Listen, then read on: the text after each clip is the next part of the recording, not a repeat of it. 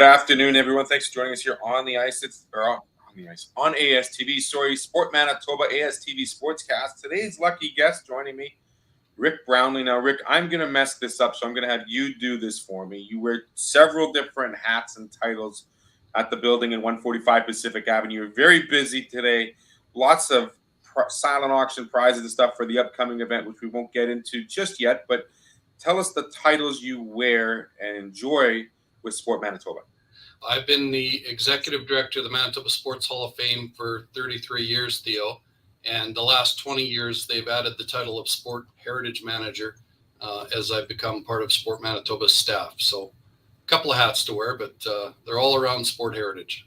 They work kind of together, don't they? I mean, when you talk about sport heritage and you talk about the Hall of Fame, off camera, you and I mentioned how impressive it is, Manitoba, the accolades, the athletes, the builders, the associations, the volunteers that come involved with Sport Manitoba and all of our sporting associations.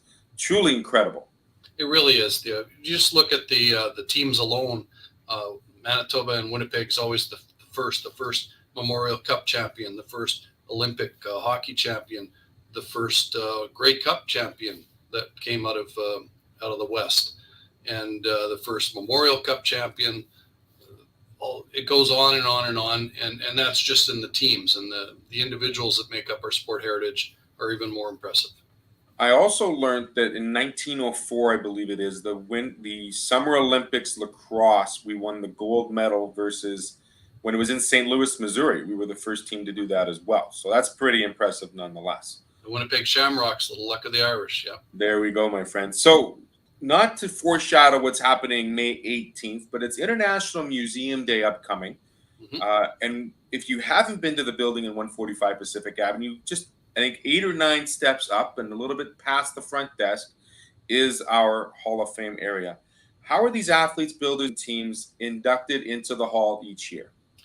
So we take public nominations, and you can go to the Sport Manitoba website and go into the Hall of Fame page, and what we do, scroll down to selection and process, and it gives you the criteria. It gives you the nomination forms that you can fill out.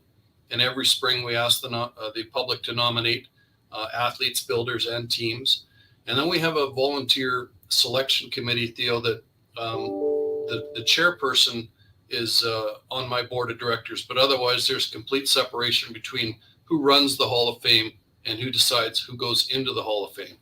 And it's a cross-section of media, past honored members, a couple of representatives from the provincial sport organizations that are elected every 2 to 3 years, and some chair appointments to make sure that we have gender equity and pro-amateur balance and things like that. So it's about 12 or 13 people, and it always comes up with a very interesting group of athletes, builders, and teams.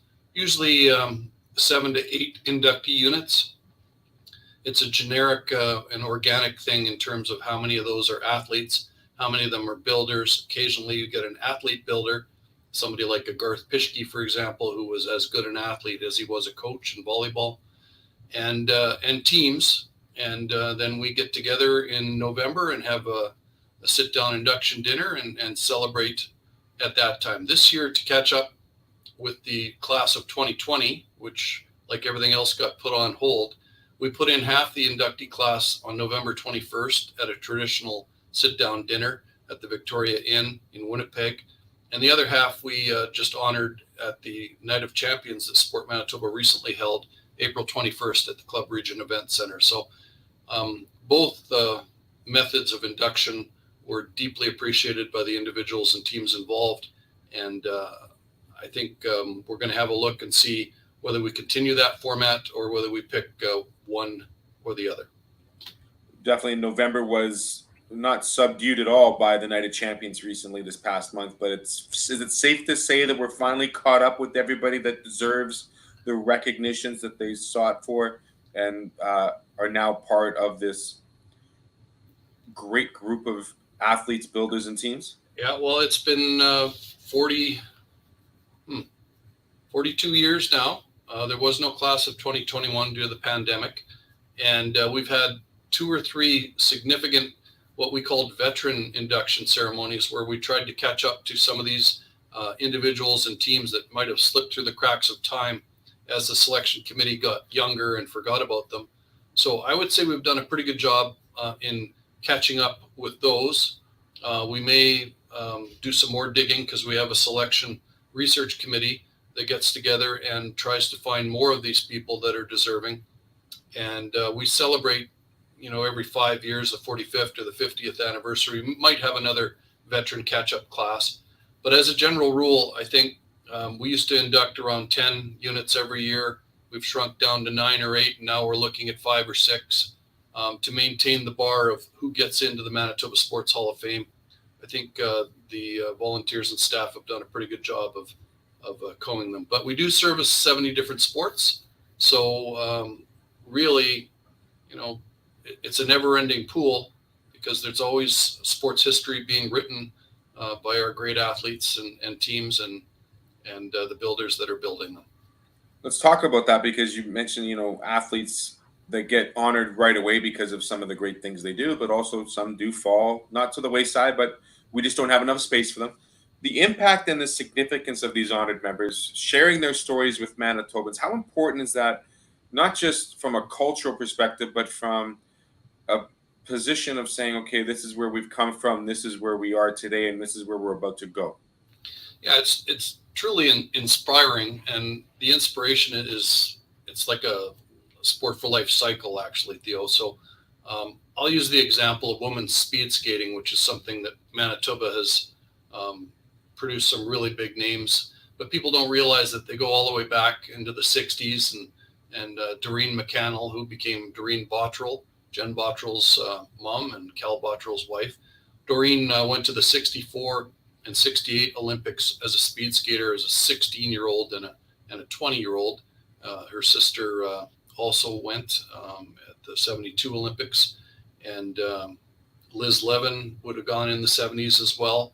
And those people inspired Sylvia Burka, and Sylvia Burka was a dominant athlete in the 70s and early 80s in both speed skating and cycling.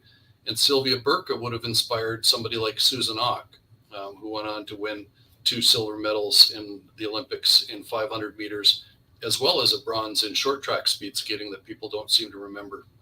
That was her first Olympic experience in '88. And then in talking to Cindy Clausen and Clara Hughes and people like that, it was Susan Ock who was their inspiration to get into the sport and try and achieve things, and seeing that somebody from a little province like Manitoba could compete with the more populous provinces. And I guess in the most recent Olympics, you had a couple more Manitobans. Heather McLean comes to mind, and Heather would have been, a little girl watching Cindy and Clara on TV at the Olympics. So that sort of inspiration. I talked to the PSO executive directors. They tell me anytime there's success. I mean, when the women's national team won the Olympic gold recently, there was a big spike in women's soccer participation. And same thing when Shapovalov and Oje Oliasim and Bianca did all their things. All of a sudden, Mark Arndt and Tennis Manitoba see a big spike in interest in people. So people pay attention to it, telling their stories, celebrating their victories, living vicariously through them, I think is all part of the fabric that we try and document here at the Manitoba Sports Hall of Fame. Certainly some great fabric currently on display at the Hall of Fame. Before you even get into the building, or before you even get into the hall itself, Dale Howardchuk's sitting there. But last time I recall, there's everything from, and it's not just professional sports. It's a lot of amateur sport. It's a lot of Olympic. It's a lot of global sport recognition from all categories, because it's not just about the big 3 or the big 4 sport or university sport. It's, like you said, it's a fabric, and it's laying down the grassroots and the foundation of start to finish involvement and participation throughout every level, which I think is amazing. You bring up, like you said, the speed skating, and you bring up the current issue or the current effects of World Cup soccer. I think of curling as being something that's very inspirational to a lot of players, not just from a participation standpoint, but from a professional standpoint as well.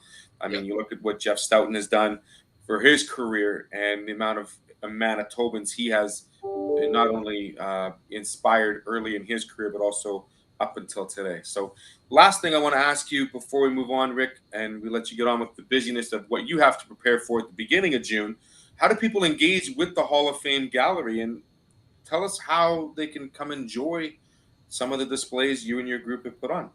Well, if they can't join us in person at 145 Pacific, they can go onto the honor member database at Hall of Fame, and they can sort through who's in the Hall of Fame. There's a search engine on that, and they can find out all sorts of things. But we'd really love to have them come down to 145 Pacific at the lobby. The museum gallery is open Tuesday through Saturday from 10 to 4. Admission is free now. We decided when we came out of the pandemic, and we refreshed the decade galleries and added a bunch of components. There's interactive elements now and QR codes that Rich has designed that tie into video and social media posts and things like that, so that more than just what you're seeing in front of you and written on a small text card is available to the visitor to enhance their visitor experience. And they can come down and see the 40th anniversary display. We celebrated the 40th anniversary in 2019, built this huge exhibit with 20 different cases loaded full of fabulous artifacts from each inductee class. And then COVID shut us down for 560 days. So most people have not seen that exhibit. They're welcome to come down and try that. There's all sorts of fun little things. You can play Xbox on the big screen interactive TV. You can get your picture taken in front of the locker room with Kenny Payne or Jennifer Jones or somebody like that with a different backdrop. And there's guided tours for schools, for senior groups. And in addition to all that, Theo, you can actually rent the gallery for your own special events. We've had all sorts of meetings, media conferences, dinner parties. Can seat up to 90 for a dinner. We can seat up to 200 or standing for a cocktail reception. We've had a couple of weddings there. We've had a bar mitzvah there. So anybody who's a big sports fan, we had one of our presidents of the board of directors celebrate his 65th birthday in there and watch a Jets game viewing party. And in lieu of gifts, all proceeds to the Manitoba Sports Hall of Fame as part of his birthday present. So there's really a lot of ways people can engage with the Hall of Fame gallery and come down and celebrate Manitoba's sport history. That's fantastic news. I didn't realize we had bar mitzvahs and viewing parties. That's truly awesome. Yeah. And we've had hot stoves and things like that where we've had some really fascinating honor members engaging with the public, whether they're tying in with a Grey Cup or when we had the outdoor game for the NHL here and things like that. We try and celebrate something that's current and on people's minds. Last couple of years of Grey Cup champions has inspired our curatorial staff to create this summer is going to be a brand new Blue Bomber exhibit. The cases will just be packed full of things from the Jack Jacobs era and the Kenny Payne era and Bud Grant era and all the way through the great teams in the 80s. Some of the teams that didn't quite make it and some of the reasons why. And of course, celebrating the last two back-to-back Grey Cup championships for the Bombers. I'm a big Bomber fan. I look forward to seeing some of the jerseys that are hanging. I know I always try to go through 1 through 75 and try to name every Bomber that's worn a jersey number. I get stumbled on a couple. Maybe, Rick, you can help me out for one of those evenings, perhaps. We can do a little hot stove. What do you think? Charles Roberts to Stan Mikowas. There you go. There we go. You know it. 38's one of my favorites. Been a fan of the show once in a while, but we'll digress on that. Rick Brownlee, thank you so much for joining me tonight on our show of ASTV Sportscast. Don't forget, May 18th, International Museum Day. That's not just the only day you get to visit the museum. Of course, Tuesdays through Saturday, 10 a.m. to 4 p.m. Go check it out for free. And if you do want one of those guided tours, contact Sport Manitoba and Rick, and they'll get you involved. One last thing from Rick. Go ahead. One last thing is the Winnipeg Whiskey Festival, normally held in March, has been moved back to June 2nd and 3rd. Still tickets available at www.winnipegwhiskeyfestival.com, and all proceeds go to the Manitoba Sports Hall of Fame, Theo. Absolutely, of course. And moving it to June, why not enjoy yourselves? Help out a good cause and do everything responsibly. Rick Brownlee from Sport Manitoba, thanks so much for joining me today. Again, have a great weekend, Rick, and enjoy looking forward to seeing some of these new unveilings here in the Hall of Fame. Thanks so much again. Have a great day. Thanks, Theo.